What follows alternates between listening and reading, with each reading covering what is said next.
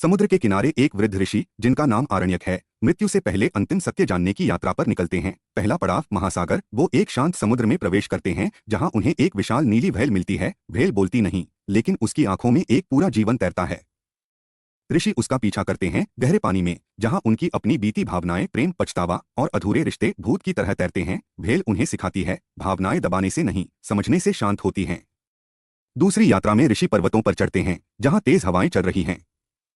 एक ऊंचाई पर उन्हें मिलता है एक स्वर्णपंखी बाज। बाज उन्हें अपनी पीठ पर बैठाकर बादलों के पार ले जाता है। वहां से नीचे देखने पर ऋषि को जीवन की घटनाएं छोटी और क्षणिक लगती हैं, जैसे एक दृष्टिकोण से सब साफ हो। बाज फुसफुसाता है, स्वतंत्रता का अर्थ भागना नहीं, जीवन को ऊंचाई से देखना है। तीसरी यात्रा जंगल की आग के बीच होती है। वहां एक गौरवशाली शेर उन्हें रोकता है। ऋषि का सामना होता है अपने ही अंदर छिपे क्रोध, अहंकार और शक्ति की लालसा से। शेर उन्हें लड़ने को उकसाता है, लेकिन जैसे ही ऋषि क्रोधित होते हैं, जंगल जलने लगता है। शेर दहाड़ता है, जिस पर तुम्हारा नियंत्रण नहीं, वह तुम्हें ही भस्म कर देगा। अब ऋषि एक घने जंगल में पहुंचते हैं जहां एक प्राचीन हाथी उन्हें रास्ता दिखाता है। हाथी धीरे धीरे चलता है, हर कदम सोच समझकर। इस सफर में ऋषि अपने अतीत के निर्णयों, परंपराओं और अपने जीवन की जड़ों को महसूस करते हैं। उन्हें समझ आता है कि तेज भागने से नहीं, टिककर चलने से जीवन समझ आता है। हाथी कहता है, जिसके पास जड़ें हैं वही तूफानों में भी खड़ा रहता है।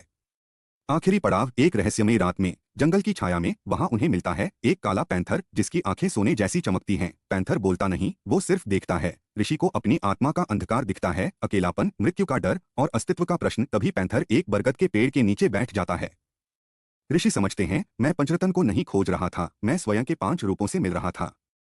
बरगद के नीचे बैठकर ऋषि ध्यान में लीन हो जाते हैं। 5 जानवर पास आकर शांत खड़े रहते हैं। धीरे धीरे ऋषि का शरीर मिट्टी में विलीन हो जाता है, जल में बहता है, वायु में उड़ता है, अग्नि में जलता है, पृथ्वी में समाता है और आकाश में खो जाता है। इस तरह पंचरत्न फिर से प्रकृति का हिस्सा बन जाते हैं।